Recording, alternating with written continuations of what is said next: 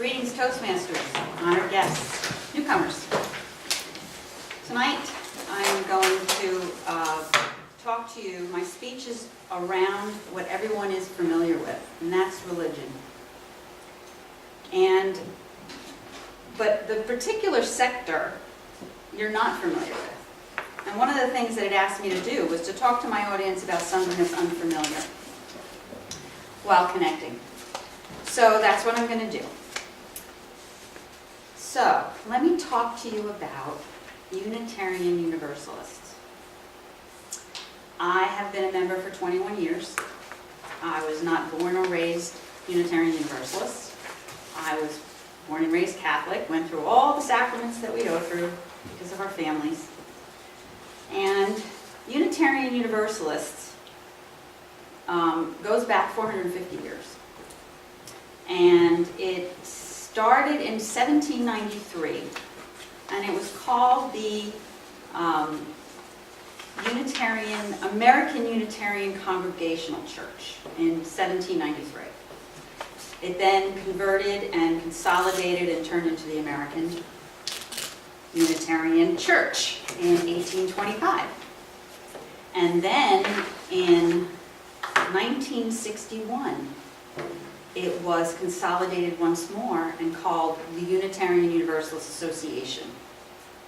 Their headquarters is in Boston, Massachusetts. They still reside there. They are a supporting, we pay dues to them, our congregation pays dues to them, and they support us like if we were in a ministerial search or we need learning educational information. And they set up workshops and they work with you. That's their job, but they don't dictate to us how to run our church. So in 1956, the South Hackensack Unitarian Church outgrew their walls and bought property that borders Van Soen Park and Paramus and built what we call now Central Unitarian Church. That's my church. Been a member for 21 years, like I said, and it is a liberal religion, very liberal. We welcome all, and we study no particular sector. What we do is, and that's why we're called Universalists, is that we have lessons in Buddhism and Judaism and Islam, and we study Taoism, and we're just a compilation of many, many different beliefs. We have a very democratic process. We have a bunch of people that we elect to our board, and that we have board members who make policies and do a budget.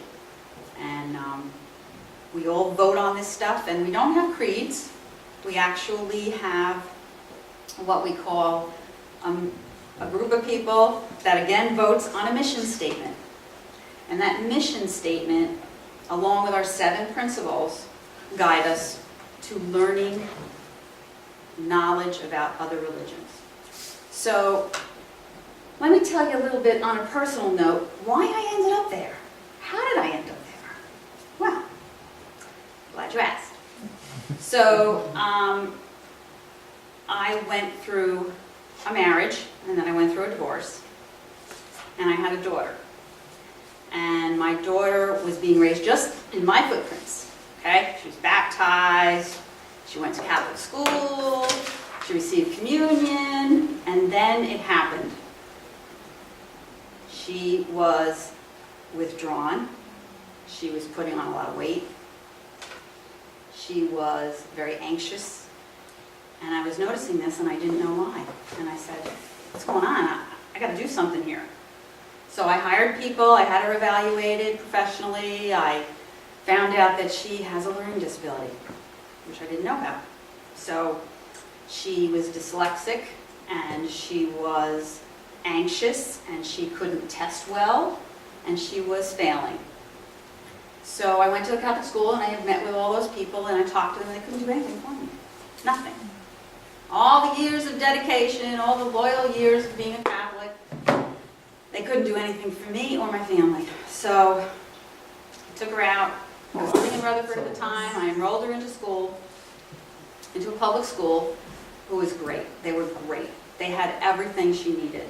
She started to thrive. She started to do better. She was healed, so to speak. It took years, but she got there. So I said, well, I need a congregation. I need to belong to something. So what I did was I went to the Unitarian Universalist Church, and I visited for about a year. I mean, I didn't just decide that this was it. I went there a year. I talked to a lot of people. I read all the literature. I went online. I did everything you're supposed to do before you make decisions like that. And I joined, and my daughter loved it. She loved the religious education programs. She thrived, and she's still a member. I mean, she's 30 years old now, and she loves it, and she manages the crib room, and she does the teenage youth groups, and she does all that. So to me, I knew I made the right decision for me and my family. And so I just wanted to also share with you that the Unitarian Church that I belong to is an outreach organization. One of the symbols is the flaming chalice. And I'm going to show you what that looks like. And this is what's at every service on every Sunday is a flaming chalice. And that's our logo.